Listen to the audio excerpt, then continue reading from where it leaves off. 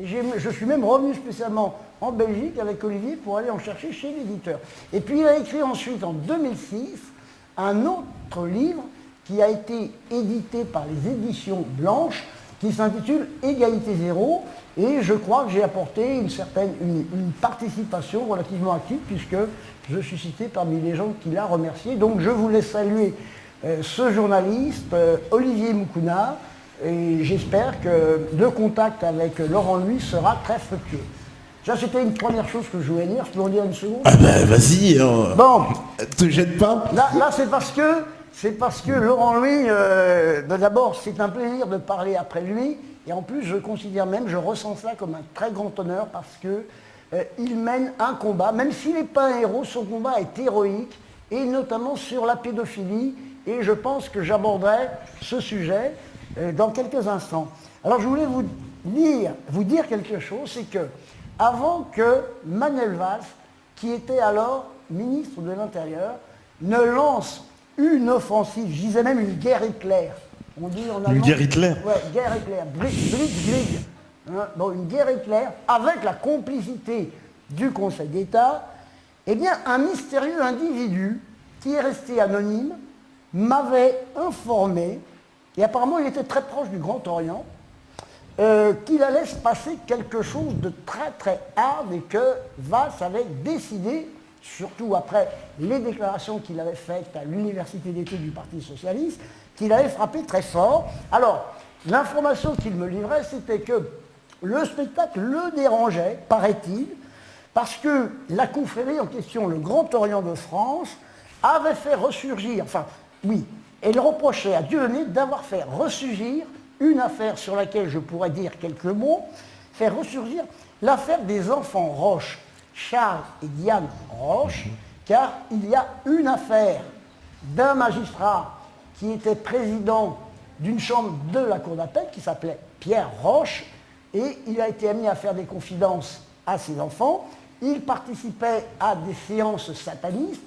Bon, je reviendrai là-dessus. Donc voilà, il m'informait que ça dérangeait particulièrement que cette affaire refasse surface. Alors j'en parlerai dans quelques instants parce que je me suis même rendu compte que depuis le mois de mai, il y a eu un article très important dans Le Parisien. Et alors en même temps, alors voilà, c'est pour ça, c'est dommage, il est parti, mais c'est que, voilà, Dieudonné avait le tort pour le Grand Orient. Je le dis au conditionnel, hein, c'est anonyme, la personne, je n'ai pas pu même capter, je n'ai pas eu son numéro, et ben, c'est qu'il entretenait des relations troupe-étrate avec Laurent Louis. Voilà. Et c'est vrai que dans les 15 jours qu'on suivit, vous savez à quoi nous avons assisté, à un véritable alarme. Alors attends, pour bien résumer, donc selon ton informateur, il y aurait eu donc, on va dire, une espèce de cabale qui s'est enclenchée contre Dieudonné à partir du moment où des gens ont dit que Dieudonné serait trop proche de Laurent Louis. Et qu'il avait fait ressurgir... Et qu'il avait fait ressurgir l'affaire des enfants Roche. Affaire qu'il faut bien le préciser pour ceux qui ne sont pas au courant, qui est liée avec l'affaire Patrice Allègre, qui est liée avec Dominique Baudis, etc. Donc le fameux procès de Toulouse. Voilà. Bon, alors ce que je voulais dire, là, je lance un premier appel d'une manière ironique. Voilà, je lance un appel à mes frères de la franc-maçonnerie, même s'il est d'obédience juive, parce qu'il y a le déprif, hein, je prononce cela, et je dis aussi, apologue, adepte émérite du siècle ou du groupe Bidelberg, qui ne jugerait en France que par la grâce dont il a investi Manuel Valls.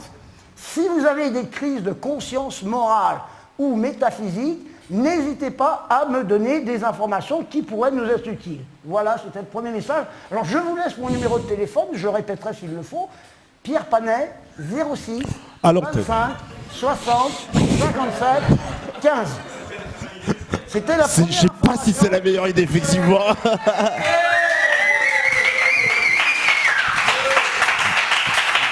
Tu sais, il y a du VOD hein, pour ceux qu'on peut, pour ceux qu'on peut plus noter. Ah oui. Il est éteint. Bon, alors, bien évidemment, je ne répondrai pas aux injures, aux insultes, aux invectives ou aux menaces de mort, mais je pense que j'aurai encore beaucoup d'encouragement. Je reviendrai sur cette question à propos du comité de soutien que j'ai lancé à partir de Méta TV, comité de soutien, à Maître François d'Angléan. Je reviendrai dans quelques instants sur la situation dans laquelle il se trouve. Alors oui. voilà ce que je veux dire en aparté, enfin en observation dite... en préambule. En préambule. Bon. Alors justement, pour parler, tu sais quoi, justement, pour continuer ce préambule, c'est vrai qu'on pourrait, avant de rentrer dans les affaires là que tu veux nous évoquer, parler de la situation de Maître d'Angléan. Parce que Maître d'Angléan, nous, on a beaucoup suivi à Méta TV, hein, on a envoyé plusieurs équipes tout le temps pour suivre un peu l'évolution de son affaire.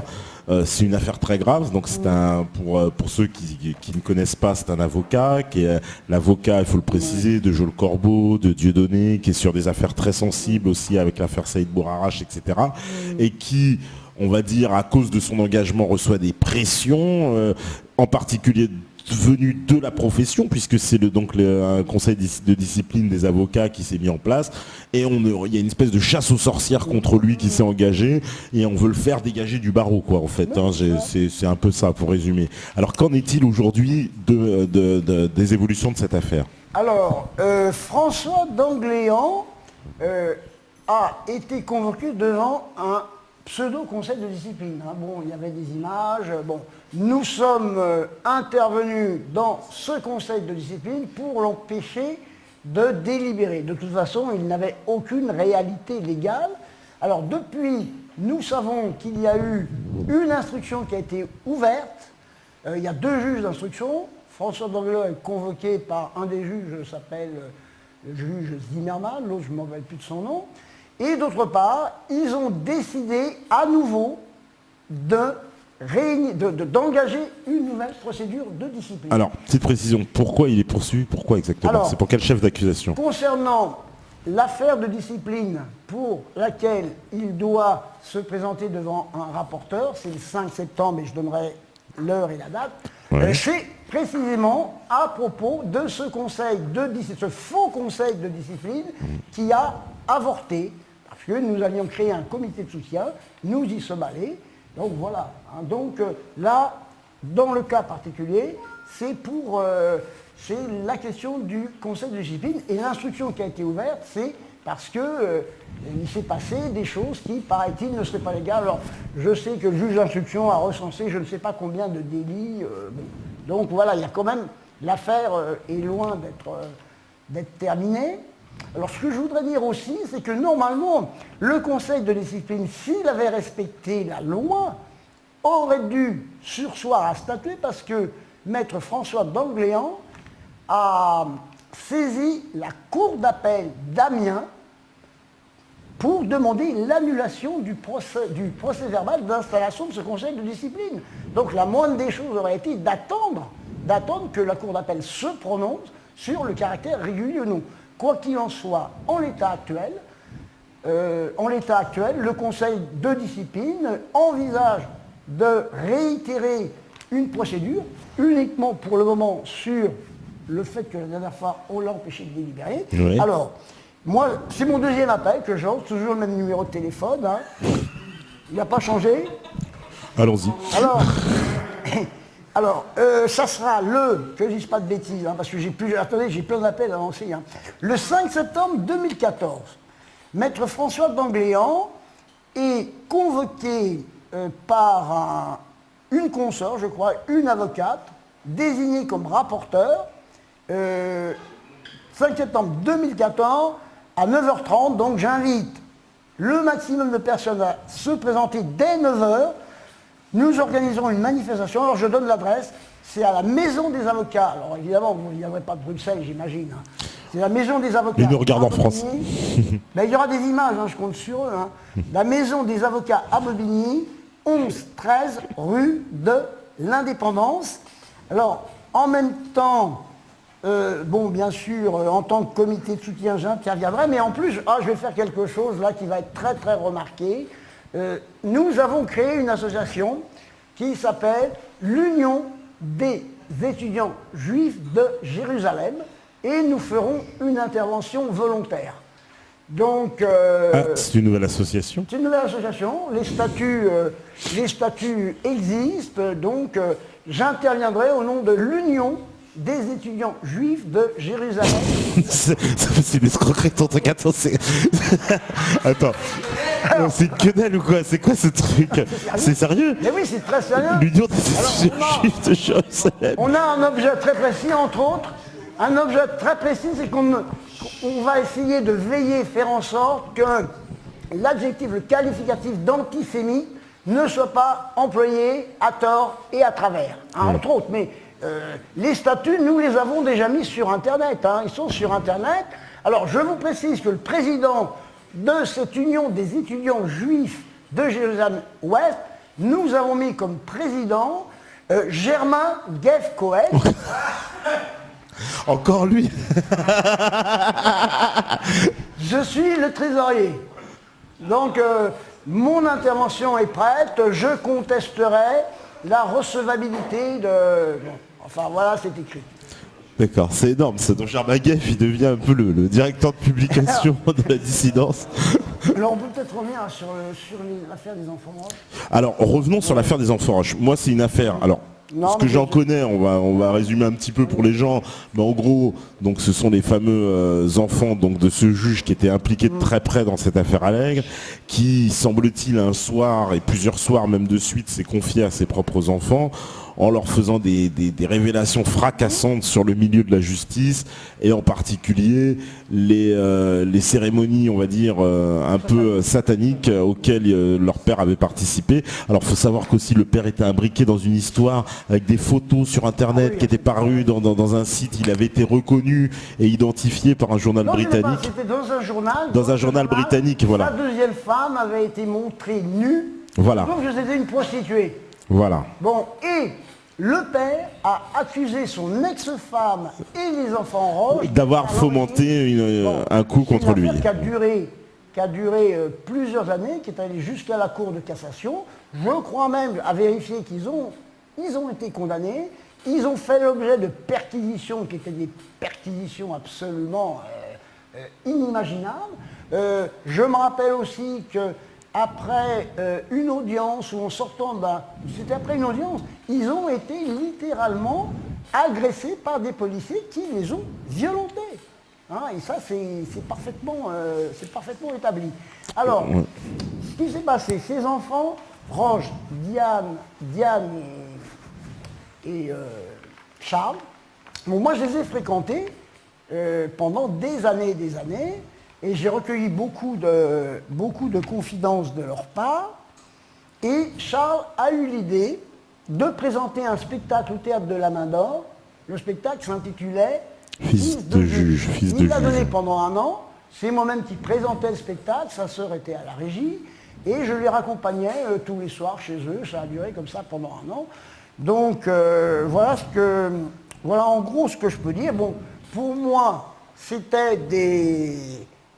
sont des gens d'une grande intégrité. J'ai pu aussi converser à plusieurs reprises avec leur mère, qui était également une femme de très grande classe. Bon, et voilà, donc on a eu pendant des années des échanges très très très réguliers. Alors, ce qui m'amène à dire que dans cette affaire, je pourrais au moins évoquer deux personnages, c'est qu'il y avait un substitut du procureur qui s'appelle Bourraguet.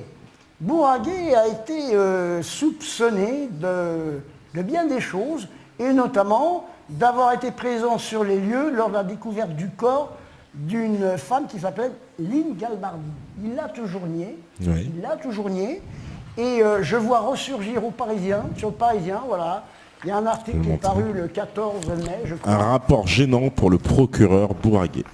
Donc ça veut dire que cette affaire n'est pas terminée, et elle peut ressurgir. Donc, d'autant que, alors, maintenant on dit, un ancien substitut du procureur de Toulouse, Marc Bourraguet, 48 ans aujourd'hui, en poste à Montauban, a été identifié comme le magistrat fantôme ayant supervisé le meurtre de Lynn Galbardi. Donc je ne l'invente pas, c'est dans le Parisien. Donc je ne fais que reproduire un article du Parisien. Je peux aussi dire que Marc Bourraguet a engagé des poursuites contre les enfants roches. J'ai assisté à leurs deux procès. Ils avaient été relaxés en première instance parce que le procureur estimait que Paraît-il qu'ils n'auraient pas trop su ce qu'ils avaient dit, que j'étais jeune et qu'il fallait un petit peu, voilà. Bourraguer, on n'est pas resté là. Il a fait appel et je ne me rappelle plus du résultat de l'appel. Donc ils s'en étaient pris à eux parce qu'à cette époque, je participais activement à un site que nous avions créé qui s'appelle Les Ogres. Ah oui, les ogres, oui, bien sûr, c'est bien connu. Couverture géographique, régionale, ethnique et sociale des frontières.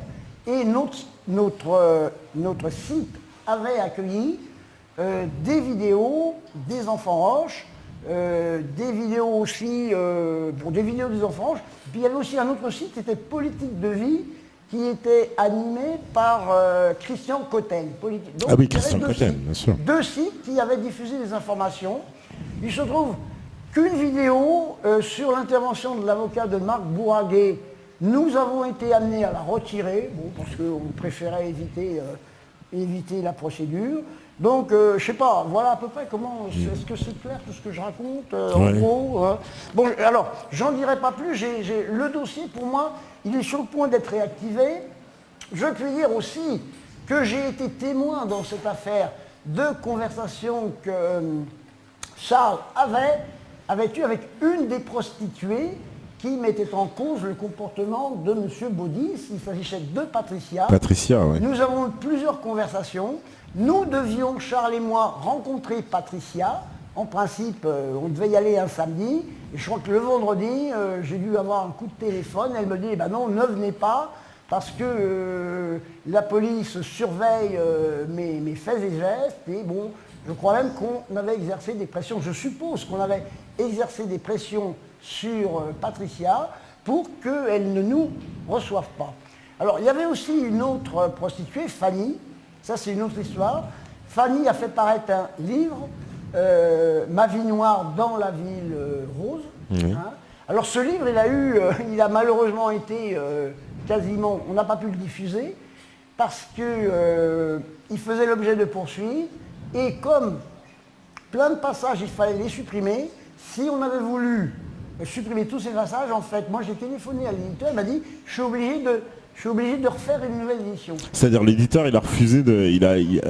Non, il m'a dit, du point de vue technique, ça l'obligeait à ressortir une nouvelle édition. Ce n'était pas techniquement réalisable. D'accord, on lui demandait d'enlever des passages, quoi, de retirer des bouts. On détricotait complètement un livre au point de ne plus pouvoir le diffuser. C'était matériellement impossible. Et ça lui a même coûté très cher, m'a-t-il dit, parce qu'il a dû, à ses frais, rapatrier tous les livres qui étaient déjà dans les librairies. D'accord. Alors moi, j'ai eu la chance d'en faire une photocopie, mais il ne faut pas le dire. Hein. Tu devrais la diffuser. Tiens, ça va peut-être contre-culture. Bah ouais, par exemple. Pas, hein. Bon.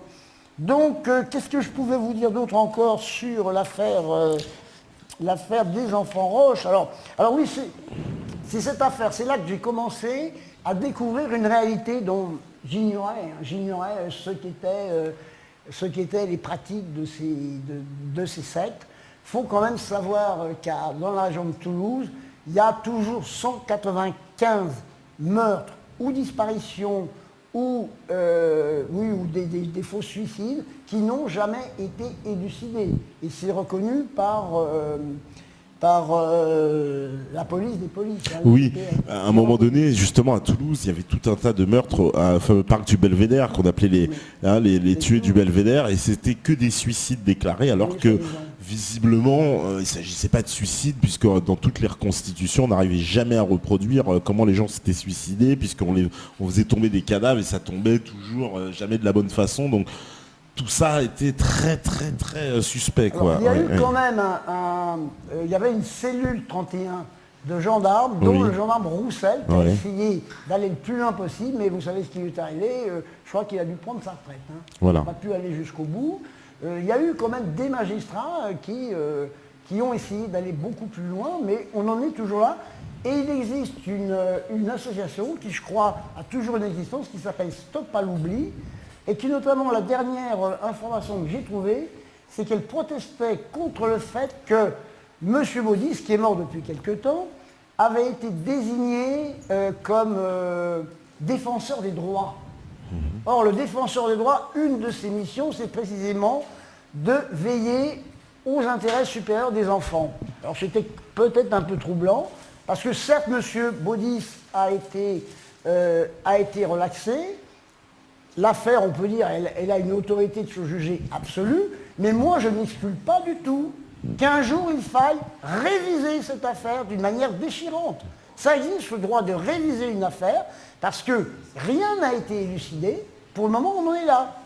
Et ce que je voulais dire aussi, non seulement rien n'a été élucidé, et l'association Stop Oubli protestait aussi contre le fait qu'avant d'être défenseur des droits, il a été nommé directeur de l'Institut du monde arabe, et qu'en tant que directeur, il avait fait l'objet de critiques concernant les frais qu'il s'était octroyés, au point même que l'URSSAF avait dû effectuer des rappels. Donc l'association Stop à l'oubli était quand même très étonnée qu'on ait nommé M. Baudis. Alors ce n'est plus M. Baudis qui est le défenseur des droits à l'enfant, le défenseur des droits et qui a la charge de suivre les intérêts supérieurs des enfants, c'est maintenant M. Toubon. Bah, moi je pense qu'on va aller lui dire bonjour un de ces jours, hein, tout simplement. Hein. On verra si c'est bon, mais on verra. Hein. On verra bien. Hein. Ouais. Donc, qu'est-ce que je peux dire d'autre encore? Non, mais voilà, hein, pour situer un petit peu le contexte. Ah oui, alors, ce que je voulais aussi dire, c'est qu'à cette époque-là, donc, ça a été pour moi les premières investigations à travers l'affaire des enfants roches que j'ai découvert l'existence de réseaux très, très, très douteux hein, qui pratiquaient, si je me fie à ce qu'a pu dire publiquement Charles, et on le trouve sur Internet. Hein, il y a encore oui, il y a des témoignages sur Internet. Vidéos. Il m'a fait découvrir un livre de Martine Bouillon. Martine Bouillon était magistrate, elle a écrit Viol d'ange, pédophilie, un magistrat contre la loi du silence. C'est un livre de 1997. Ce livre, j'ai réussi, on peut encore se le procurer d'occasion.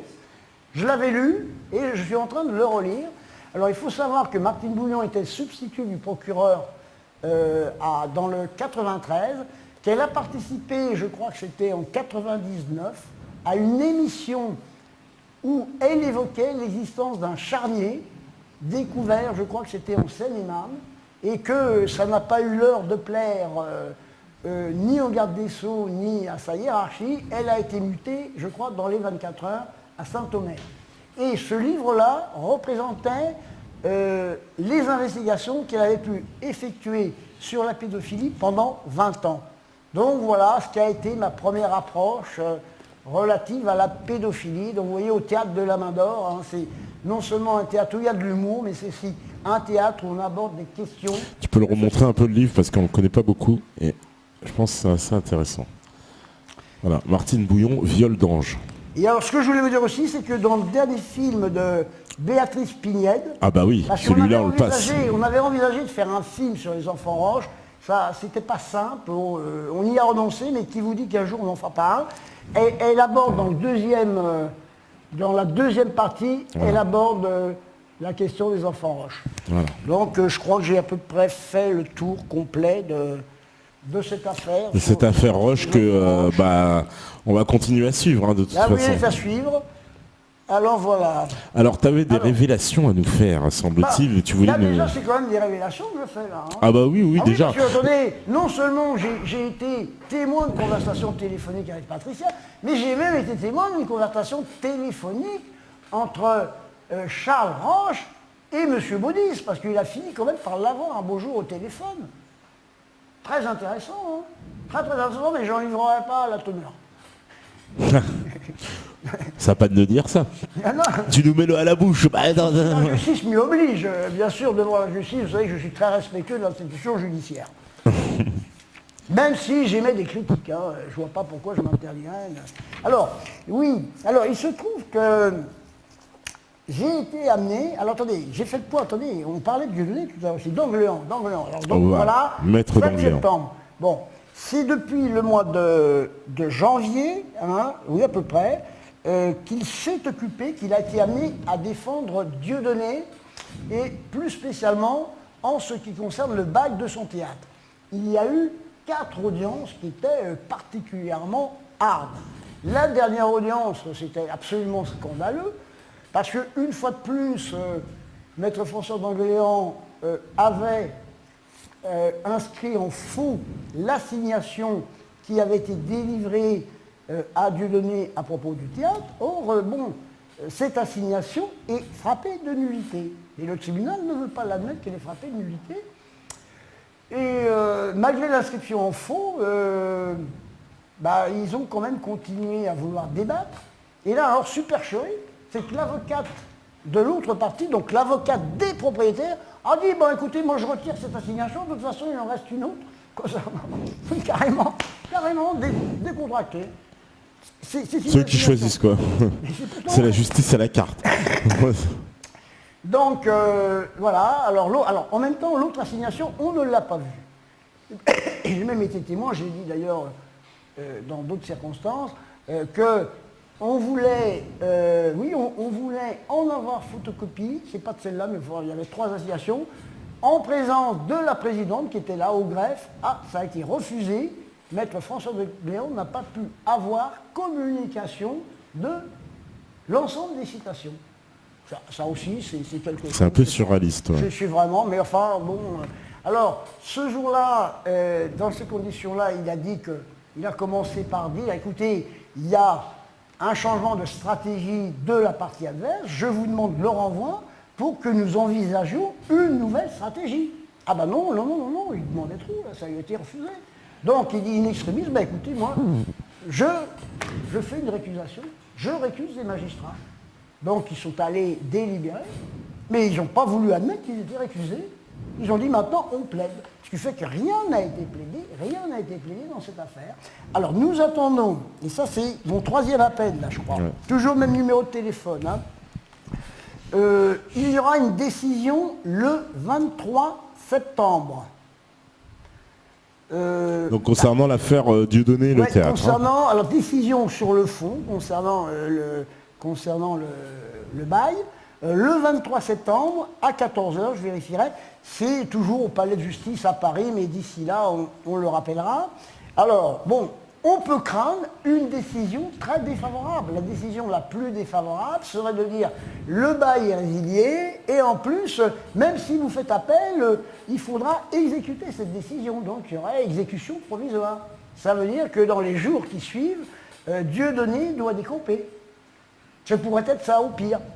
Mais enfin, on se dit, ils peuvent avoir un sens de l'équité, et se dire, laissons au moins à Dieudonné tenter sa chance en appel, et ne prononceront pas l'exécution provisoire.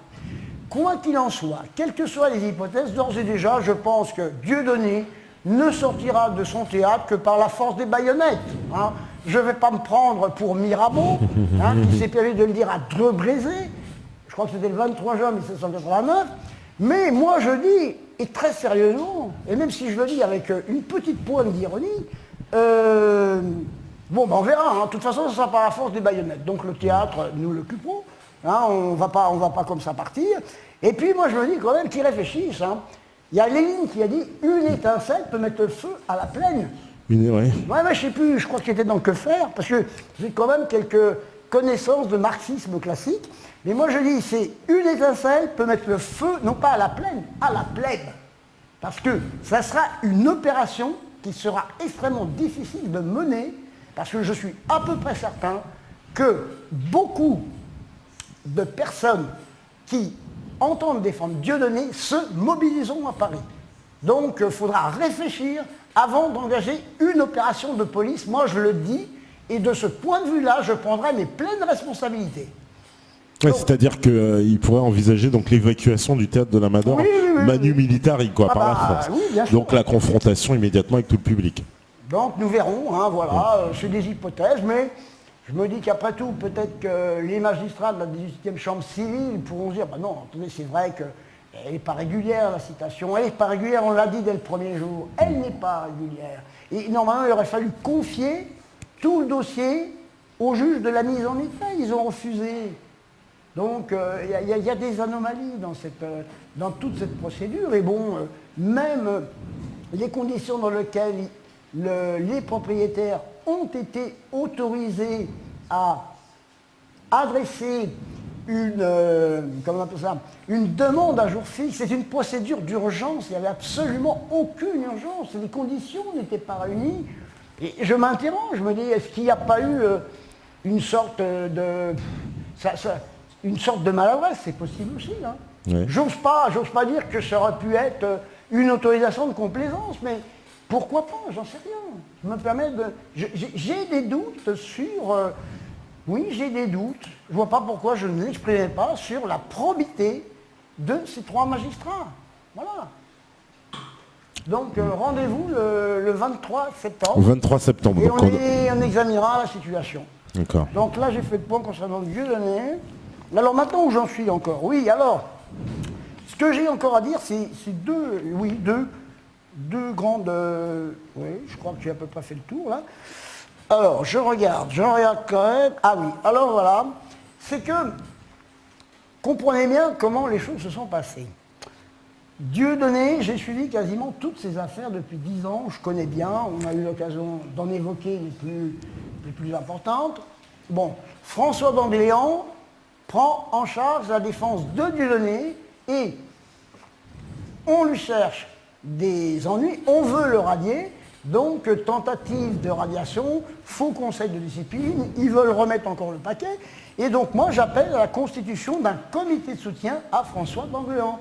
Et j'ai reçu de beaucoup de régions de France, mais que des encouragements, des dizaines et des dizaines d'encouragements, et les gens me signalaient des choses qui étaient quand même assez stupéfiantes concernant des affaires.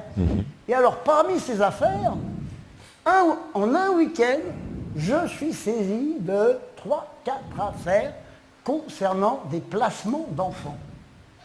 Et là, les personnes, je les rencontre, les personnes m'expliquent, et ça m'a paru assez surprenant.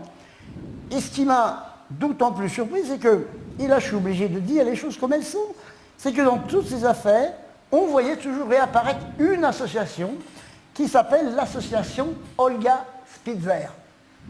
Alors moi j'ai voulu savoir ce qu'était cette association. Oui. Donc voilà le contexte. Un jour je suis là, et alors j'ai rencontré quand même pas mal d'obstructions pour savoir un petit peu comment cette association fonctionnait.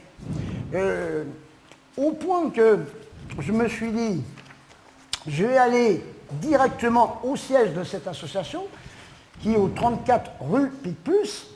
Et là, alors c'est une association qui est manifestement investie d'une mission de service public. Investie d'une mission de service public, vous pouvez vérifier sur le site. Donc ça signifie qu'elle ne peut pas refuser de délivrer les documents administratifs. Quand nous nous présentons, elle nous dit non, on n'est pas ouvert au public. Donc attendez, je ne comprends pas, vous êtes chargé d'une mission de service public. Alors je présente la loi du 17 juillet 1978, je reviendrai là-dessus, qui fait obligation de communiquer les documents administratifs. Je me dis non, on ne peut pas vous les communiquer, il faut que vous écriviez. Et alors je pose une simple question, je dis mais attendez, vous êtes déclaré d'utilité publique, j'ai vu un décret en date du 31 mars 1928, parce que l'association avait été créée en 1923, Oui. mais je dis, pourriez-vous m'indiquer quand cette déclaration d'utilité publique est parue au journal officiel? Alors la personne me dit, oui, alors elle nous invite, parce que j'étais avec un autre ami, elle nous invite dans son bureau, elle recherche sur Internet, ça prend 2-3 minutes, je ne savais pas si elle allait me sortir. Elle me dit, tenez, voilà, c'est là. Je regarde ce que c'était. C'était pas la déclaration au journal officiel, c'était pas la parution au journal officiel, c'était un simple récépissé. Je lui dis, non, madame, c'est pas ça que je vous demande. Alors elle me dit, écoutez, écrivez. C'est ce que j'ai fait le soir même. J'ai écrit au directeur général, et c'était le 8 juillet. C'est simple quand même, je termine. Enfin, n'ayant pas à ce jour trouvé trace au journal officiel de la parution du décret de déclaration d'utilité publique en date du 31 mars 1928 de l'association Olga Spitzer, je vous saurai gré de m'éclairer sur ce point. Il me semble que logiquement, depuis le 8 juillet, c'est pas difficile de répondre. Alors n'ayant pas eu de réponse, moi j'ai téléphoné, j'ai laissé un message. Ouais. Le lendemain, la personne me rappelle, elle me dit, j'ai pas bien compris l'objet de votre message. Je laisse un deuxième message. Écoutez, c'est quand même très simple. Et elle me dit, n'hésitez pas de me rappeler, Depuis que je rappelle, je tombe toujours sur un répondeur. Alors, en même temps, c'est vrai que quand j'ai consulté le dossier, j'étais quand même très troublé. Que je découvre une association déclarée en 1923, et il y a bien l'insertion au journal officiel. 1928. Non, création, simple association. Ah, création. Simple association, 1923, et en 1928, c'est la déclaration soi-disant reconnue d'utilité publique. Quand vous voyez l'association, celle de 1923, là on indique très clairement la date de déclaration et l'insertion au journal officiel. J'ai pu vérifier qu'il y avait bien une insertion au journal officiel. Mais quand vous voyez en dessous, déclaré d'utilité publique, décret du 31 mars 1928, je ne trouve pas d'indication de parution au journal officiel. Alors, ça m'a quand même un petit peu étonné. Être déclaré d'utilité publique, alors il faut voir ensuite tous les avantages que vous en tirez, et je pourrais encore, j'aurais des choses encore à dire. Oui, voilà, ben, on se prend des subventions, etc. etc. Il y a non seulement ça, mais je vois par exemple que vous pouvez contracter des emprunts, et je dis de mémoire, même si là je n'ai pas la pièce, mais ils seront obligés de la communiquer. En 2005, cette association, avec l'autorisation du ministre de l'Intérieur, a contracté un emprunt, je ne pense pas me tromper, de 3 200 000 €. C'est pas n'importe quoi. Alors, j'ai vu qu'il y avait beaucoup de souscriptions d'emprunts. J'ai même trouvé un emprunt, devinez par qui il a été autorisé. Par le général de Gaulle, qui était à cette époque-là président du gouvernement, la GPRF, gouvernement provisoire de la République française, d'accord, dans la sortie de la guerre. Donc voilà, donc des moyens. Cette association, elle emploie environ 900 professionnels, dit-elle, 900 professionnels, 18 établissements. Dans les établissements, il y a des comités d'entreprise, il y a même, ou il y en a que 5, peu importe, mais il y a quand même un comité central d'entreprise. Je me dis, c'est quand même curieux, quand même, parce que, bon, je sais pas, les syndicats, apparemment, ça n'a pas l'air de les concerner. Ouais. Voilà, je continue les investigations. Alors ça, c'est le premier point qui m'a beaucoup intrigué. Pour le moment, je n'ai pas de réponse. Peut-être que demain ou après-demain, on me dira, c'est au journal officiel. Personnellement, j'en doute. Alors, les choses sont très claires. Si tel n'est pas le cas, ça veut dire que cette association va s'effondrer juridiquement comme un château de cartes. Parce que une déclaration d'utilité publique, qui est pourtant signée, j'ai vu la copie, du président de la République de l'époque, qui était Gaston Doumergue. On l'appelait Gastounet. C'était le premier président de la République qui était célibataire en France, hein, un peu comme Hollande, quoi. Et puis, c'était contresigné du ministre de l'Intérieur, Albert Sarraut. Et je ne trouve pas trace au journal officiel. Je me suis rendu au service du journal officiel, qui s'appelle maintenant la DILA. J'ai parcouru toutes les tables législatives de 1928 et je n'ai pas trouvé cette association. J'ai trouvé des déclarations d'utilité publique, mais d'autres associations. Et quand vous demandez simplement, parce que quand on m'a dit, mais non, on n'a pas bien compris ce que vous voulez, alors hier j'ai répété avant de venir, parce que je me dis, j'ai peut-être avoir la chance de pouvoir vous donner une réponse claire. Je dis, écoutez, voilà, c'est très simple.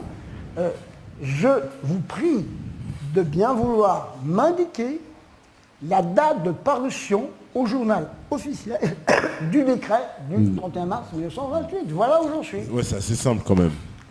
Alors, là aussi, ce que je voulais dire, moi je suis quand même d'autant plus étonné. Attends, juste parce que je sais pas si vous pouvez vérifier que ça va mettre bien, parce qu'il y a beaucoup de gens qui posent des questions sur savoir si c'est la pause, si c'est fini, donc ils doivent pas... Alors, vas-y Pierre, donc toi tu leur demandes, à cette association... J'ai expliqué, c'est bon là? Oui, bah ça doit reprendre normalement. Donc, pour le moment, donc je suis dans une situation je sais pas, situation qui est pour moi incompréhensible.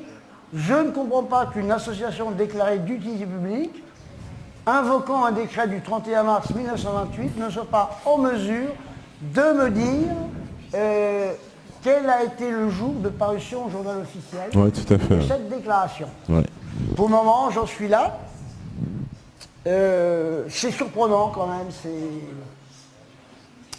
Bon, alors maintenant, je me suis posé la question, mais qu'est-ce que j'ai eu du mal à obtenir le nom des dirigeants quand je me suis présenté à la préfecture de Paris et préfecture d'Île-de-France? J'y suis allé, comme tout citoyen, on a le droit de consulter... Attends, c'est gênant qui parle là. Oui, si on pouvait avoir un peu de silence sur le plateau, s'il vous plaît. Merci. Excusez-moi, mais ils n'entendent pas. Non, c'est gênant, parce que j'ai l'impression que... Bon. Ils vont pas comprendre, c'est pas grave. Vas-y. Non, mais c'est merdant. Hein. Bon. Donc, j'étais en train de dire que quand je me suis présenté la première fois pour consulter le dossier de société à la préfecture de police de Paris, et préfecture également d'Île-de-France, on m'a dit on ne peut pas tout vous montrer. Et notamment, on m'a dit les dirigeants, non, parce qu'au nom de la préservation de leur intérêt privé, au nom de protection de la vie privée. On ne peut pas montrer la déclaration. Ouais, mais non, ça, je ne parle pas de la déclaration, je parle des dirigeants. Des dirigeants, oui. Non, donc, j'ai dit ce qu'il en était du problème du décret, que ce soit clair. Je sais que c'est du droit et que ça fait toujours chier les gens. Donc là, ensuite, quand je suis allé consulter le dossier de cette association, d'emblée, on m'a dit que, vu le respect qu'on doit à la vie privée, je ne pourrais pas avoir communication des dirigeants. Alors moi, la personne qui était là, je lui ai dit, écoutez madame, la loi du 1er juillet 1905, en son article 5, est très précis à ce sujet, je lui ai dit, écoutez, allez chercher votre responsable. Donc je tombe sur une responsable qui, elle, me présente une circulaire du ministère de l'Intérieur en date du 21 juillet ou 28 juillet 2011 qui me dit, oui, il y a l'article 7 de la loi du 17 juillet 78, que je connais par cœur d'ailleurs. J'ai dit, attendez madame, vous permettez que je lise votre circulaire? Ah non, je ne peux pas vous la donner. J'ai dit, non, écoutez madame, non, il y a une obligation, vous devez me permettre de la lire et vous devez me permettre d'en prendre connaissance, parce que je savais que j'avais raison de toute manière. Et alors j'ai dit, non, allez chercher un autre responsable. Alors là, je tombe sur une personne qui maintenait le même point de vue. Je dis non, là, elle a été obligée d'admettre qu'elle a préféré repartir, mais j'ai quand même eu communication de cette circulaire, qui est parfaitement correcte, mais qui dit qu'il faut combiner l'article 7 de la loi du 17 juillet 78 avec l'article 5, et je l'ai ce texte-là, l'article 5 de la loi sur les associations, et la loi des associations sur les associations fait obligation, bien sûr, de donner le nom, le prénom, aussi la nationalité, l'adresse. Alors, on a fini par me donner la circulaire. Bon, et effectivement, elle confirmait bien que c'était une obligation. Et les dirigeants. Alors, je prends les derniers dirigeants, je constate, il n'y a pas d'adresse. Pas d'adresse. Alors là, voilà où j'en suis. Donc, je ne vous dis pas ce que je vais faire, mais je vais faire quelque chose. Alors, qui sont ces dirigeants de cette association? Là, je prends les derniers dirigeants actuels. Alors, je rappelle juste, je te fais un petit résumé parce que... je fais un petit résumé pour les gens qui nous regardent parce que, comme il y a eu un problème de diff, certainement, ceux qui viennent de nous reprendre, vous venez de prendre l'émission en cours.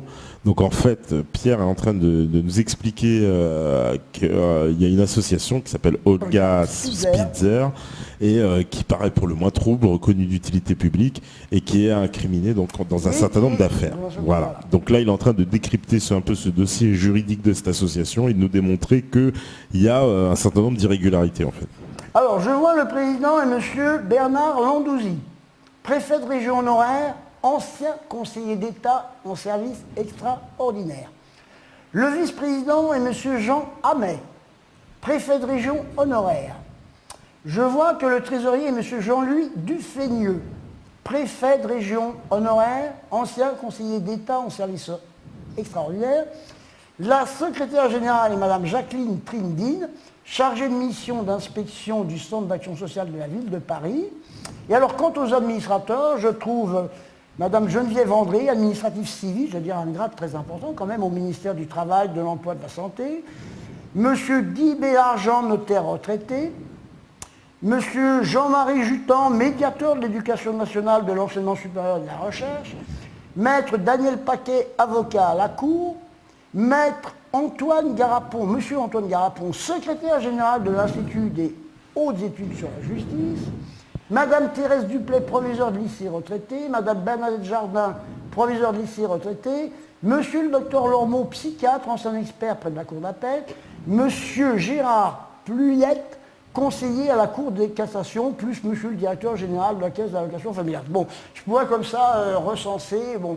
Alors j'ai vu notamment comme président pendant au moins 3 ans l'ancien président du Conseil, René Pleven, qui a été garde des Sceaux sous, je ne dis pas de bêtises, sous Pompidou. C'est Pompidou, ouais. La fameuse Pleven. J'ai vu aussi apparaître des conseillers maîtres à la Cour des comptes, etc. etc. Bon, donc c'est des gens, ils ne sont pas censés ignorer la loi. Qu'est-ce que ça signifie qu'ils ne veulent pas faire connaître leur adresse? Parce que Pierre Panet risquerait de les harceler. Non, j'ai jamais harcelé ni une femme ni personne. Je suis simplement pour faire respecter le droit, c'est tout. Hein. Donc, il y a quelque chose qui, pour moi, est très, très, très troublant. Alors, je reviens maintenant à ces affaires. Le problème, c'est qu'ils jouent des rôles extrêmement importants dans les procédures. Cette association, elle n'est pas la seule. Hein. Il y en a d'autres. Hein. Oui. Pour l'instant, je ne peux pas m'occuper de tout, hein, mais ça viendra peut-être. Hein. Et celle-là, j'ai encore du boulot. Là, hein. Je suis qu'au commencement des investigations et c'est très prometteur. Hein, j'en doute pas. Donc, alors, je précise aussi que où était leur siège tout au début? Ah, je vous le note dans le mille. Où est-ce qu'ils siégeaient? Quel était le siège de cette association? Qui avait une autre appellation, mais c'était au 36 quai des Orfèvres. Oui, 36 quai des Orfèvres.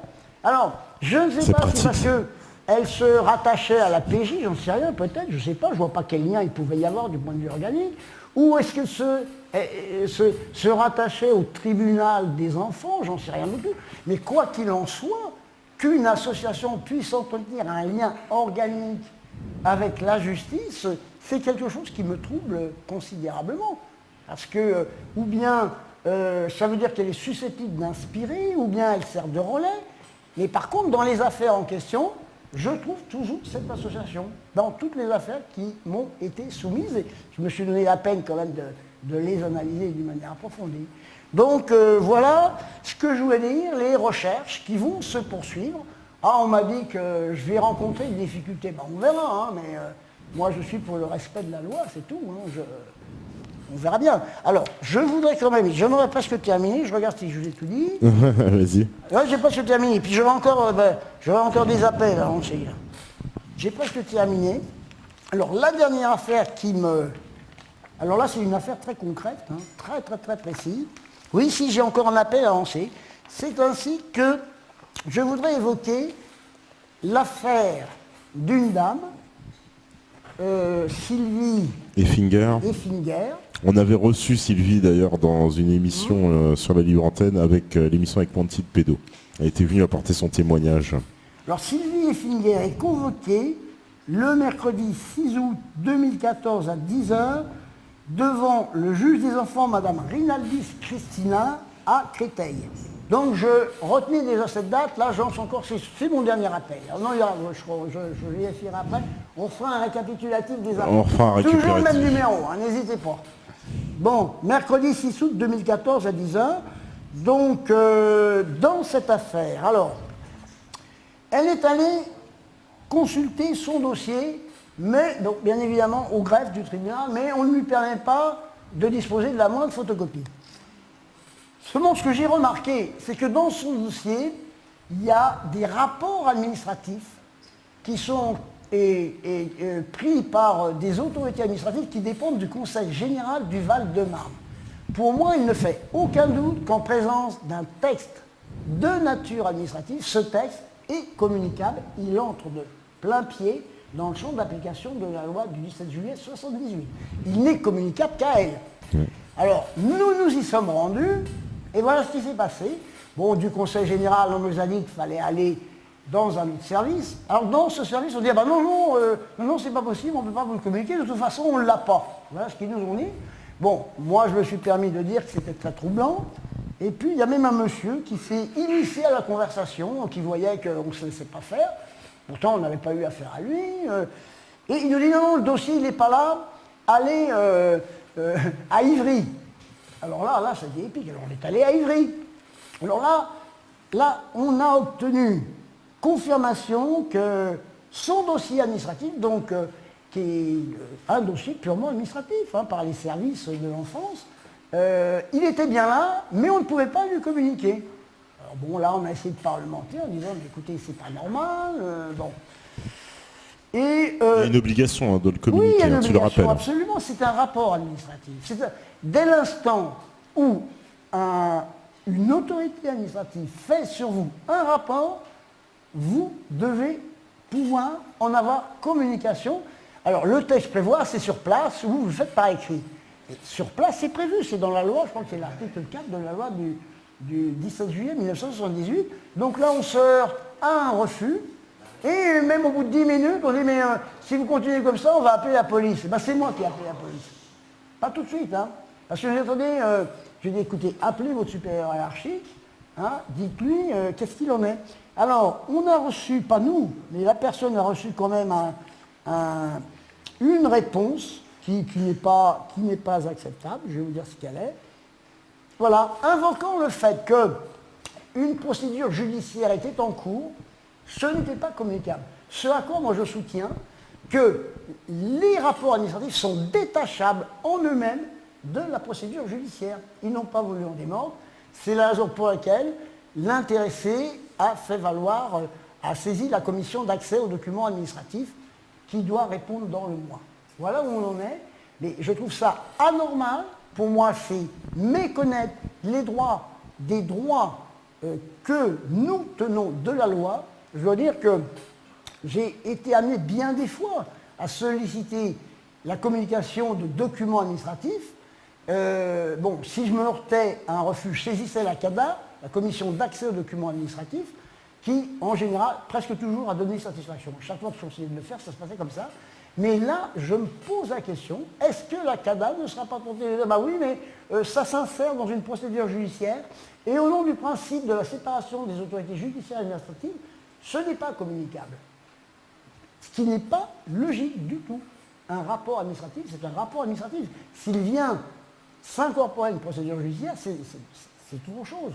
Donc voilà les difficultés. Or, cette personne, elle a ses enfants placés depuis 5 ans, oui. Et là, vraisemblablement, ce qui serait demandé à travers ce qu'elle a vu dans le rapport, parce qu'elle a pu le lire quand même, mais elle était surveillée pendant qu'elle le lisait, elle ne pouvait pas prendre de notes, non, même pas. Elle a vu qu'on demande le renouvellement, une fois de plus. Et cette personne, depuis le début, elle était seule pratiquement à essayer elle faisait ce qu'elle pouvait, mais voilà, bon, nous sommes un certain nombre à la soutenir. Rien ne justifie que ces enfants soient placés d'une manière, dans ces conditions-là. Alors, je précise qu'elle aura une avocate, je préfère taire le nom, là, je ne vais pas rendre public le nom, et bon, au moins l'avocate, elle, on ne pourra pas lui refuser, je l'espère, parce que tout est possible, la communication des pièces. Parce que moi, j'ai bien vu que concernant l'affaire du théâtre de la Manor, Maître Dandeland demande copie d'une pièce d'un huissier, on l'a dit, non, on ne vous la donne pas. Donc, on peut s'attendre à tout. On peut s'attendre à tout, et ça, c'est particulièrement... c'est insupportable, des choses pareilles. Alors, voilà. Alors, est-ce que j'ai tout dit concernant Sylvie et Finger? Oui, je ne vois pas ce que je pourrais... Alors, on avait quand même... Alors, en même temps, elle a joint une déclaration, parce que quand on nous a refusé, qu'on nous a dit que les documents étaient là, mais qu'on ne pouvait pas les communiquer, elle a rédigé ceci. Je me suis présenté le 11 juillet 2014 à l'espace départemental Solidarité 3842 rue Raspail et Ivry-sur-Seine. La personne responsable, Madame Trémoulet, a reconnu que son service était en possession des pièces administratives me concernant. Conformément à l'article 4 de la loi du 17 juillet 1978, je me suis vu opposer par elle un refus de consulter ces pièces sur place.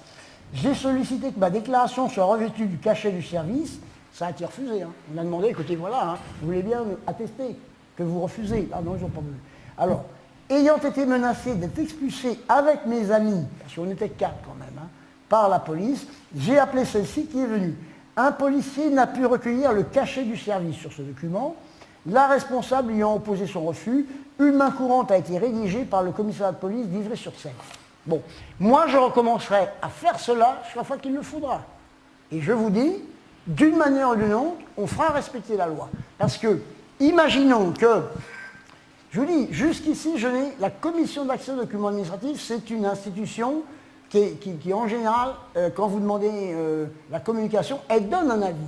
Mais même quand elle donne un avis favorable, il faut savoir que l'administration peut refuser. Alors à ce moment-là, on saisit le juge administratif.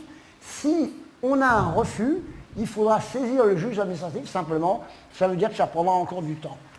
Alors bon, le seul espoir que j'ai, c'est que, d'une part, elle sera assistée d'une avocate qui est particulièrement rigoureuse, qui est efficace et qui a traité des affaires qu'elle a gagnées, je veux dire, chaque fois que j'ai eu affaire à elle, pas pour moi, mais pour des amis. Et de toute manière, nous appelons à une mobilisation, alors que la chose soit claire, que je ne me plante pas, c'est le mercredi 6 août, rendez-vous au tribunal de Créteil pour soutenir Sylvie Effinger à 9h30. Et, bon, alors, il faut savoir que les séances ne sont pas publiques, c'est en chambre du conseil, mais, eh bien, écoutez, ce qui se passera, enfin, ce que dira l'avocat en chambre du conseil, moi, je le rendrai public, et je pense qu'il y aura du monde. Parce qu'ils ne s'attendaient pas à ce qu'on vienne à 4, hein, puis qu'on leur montre les textes, mais c'est quand même ahurissant. La responsable dit, oui, il était. Je lui dis, mais madame, vous savez bien lire, quand même, je ne vais pas vous faire injure de vous dire que vous êtes analphabète, lisez bien. Un acte administratif peut être communiqué sur place. Elle ne voulait pas lire, elle ne voulait pas lire. Je lui dis, mais madame, vous êtes complice d'une illégalité. Ah, mais ils ne savent pas quoi dire. Ils savent pas quoi dire. Et puis bon, voyant qu'on ne se laissait pas faire, bon, la menace, on lui a dit, mais appelez la police, ils peuvent nous garder à vue, de toute façon, c'est nous qui sommes dans le droit. Alors la police a été correcte, mais la police, c'est ça qui est le problème. Étant donné que c'est un texte général, si ça avait été un texte de police, la police d'elle-même peut faire respecter un texte de police. Mais là, la police, elle ne peut pas, elle, se prononcer sur le bien fondé de ce qu'on disait. Donc d'accord. on n'a fait qu'écouter. Mais elle a pu prendre, c'est-à-dire vous avez posé une main courante pour... Elle a déposé une main courante, mais j'attends. Alors, la commission d'accès aux documents administratifs, moi je l'ai toujours vu respecter le délai d'un mois. Le problème, c'est que ça peut durer au moins jusqu'au 15 août, et l'audience a lieu le 6 août. Bon, mais de toute manière, l'avocate aura connaissance, et moi je pense qu'on ne pourra pas lui refuser d'avoir photocopie, parce qu'elle a lu, Sylvie, le rapport, elle me dit, mais c'est n'importe quoi qui est écrit, elle est habituée, ça dure comme ça depuis 5 ans. Tout est écrit comme ça. Cette affaire Sylvie Effinger, de toute façon, c'est une affaire qu'on suit de très près. Non, mais bon, là on va voir, hein, mais c'est quand même ahurissant. Alors, voir qu'une association, Olga Spitzer, bon, elle avait une autre appellation, peu importe, elle s'appelle Olga Spitzer depuis 1972, de cette mémoire, parce que Olga Spitzer est celle qui a financé ce projet. Alors, je ne sais pas qui était cette dame, c'est elle qui a été la bailleuse de fonds, et elle a été secrétaire générale de cette association pendant jusqu'en 1971, et c'est pour ça qu'elle a pris l'appellation Olga Spitzer. Mais c'est pas normal qu'en se présentant là-bas, nous ayons été reçus comme des chiens dans un jeu de quilles. C'était très suspect. Le subterfuge, essayait de me faire croire qu'on allait me montrer le journal officiel alors qu'on me montre un simple récépissé, écrire au directeur général, ne pas encore avoir de réponse, leur laisser des messages, pas de réponse. Bon, moi je dis c'est une association qui fonctionne dans l'opacité et on peut en effet se poser bien des questions. Est-ce que ce ne serait pas un arbre qui cacherait une forêt? Parce que nous avons des placements d'enfants, nous savons qu'ils sont abusifs et nous savons jusqu'où ça peut aller ces placements abusifs. Donc voilà, de deux choses l'une. Moi je m'adresse à vous, Monsieur le Président de l'association Olga Spitzer. Je m'adresse à vous, monsieur le directeur général. Ou vous êtes transparent. Si vous n'êtes pas transparent, c'est que vous avez des choses à cacher. Et ça, vous ne pourrez pas indéfiniment vous retrancher derrière le mutisme. Moi, je vous le garantis. Et vous aurez non seulement ma détermination, mais je vous garantis que ce sera la détermination de centaines et centaines de personnes qui se mobiliseront dans toute l'île de France. Voilà, j'ai à peu près dit tout ce qu'on dire. Super. Comme ça, on va préparer la pause. Alors attends, oui, je voulais rappeler Jo le Corbeau. Hein. Ah, on a l'affaire Jo le Corbeau le lundi 4 août à 9h30. Jo, on le soutient. Ouais. Par El Fassi pour... alors, là encore, ça ne tient pas la route. On a déjà récusé une première fois. On verra bien ce qui se passe le 4 août. Et ben, là aussi, je pense que ce serait une intervention volontaire au nom de l'Union des étudiants juifs de Jérusalem-Ouest. Eh ben super. L'Union des étudiants juifs de Jérusalem, on vous attend. Allez les amis, merci. Eh ben merci, on va faire une petite pause si la régie, elle est prête. Et puis, attends, t'en vas pas comme ça. Eh ben oui, on s'en va pas en plein direct. Bon. Attends qu'il fasse la transition. Oui, voilà. Voilà, donc c'est prêt. Je salue mon ami Olivier Moukouna. Eh ben, je voilà, pense qu'il peut faire du bon travail avec Laurent Louis. Hein. D'accord, on lui passe le bonjour, nous aussi on le connaît pas. On fait une petite pause, on revient juste après pour la dernière partie Métatour avec peut-être un petit live. Allez, peut-être. À tout de suite, à vous la régie.